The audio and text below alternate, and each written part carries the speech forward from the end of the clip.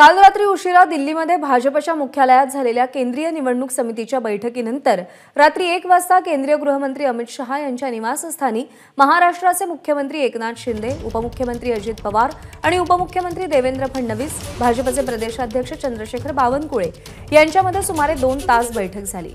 या बैठकीमध्ये 4 ते 6 जागा राष्ट्रवादी काँग्रेसला, 12 ते 15 जागा शिवसेना एकनाथ शिंदेंना, जर महाराष्ट्र नवनिर्माण सेना महायुतीमध्ये सहभागी झाली तर त्यांना 1 जागा आणि उर्वरित 28 ते 32 जागांवर भारतीय जनता पक्ष स्वतःचे उमेदवार उतरवणार या फॉर्म्युलावर निर्णय झाल्याची माहिती मिळते।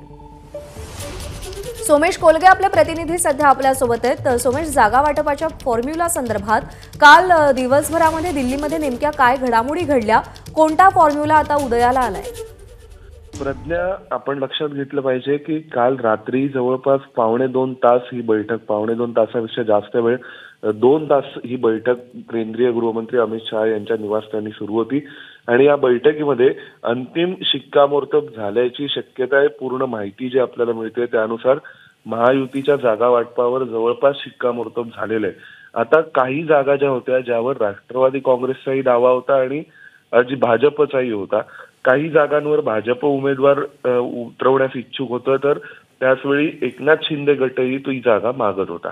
आता अशा परिस्थितीमध्ये जो एक पेचप्रसंग निर्माण झाला होता, त्यामुळे जवळपास उर्वरित सगळ्या 28 जागांचं घोडं अडलं होतं।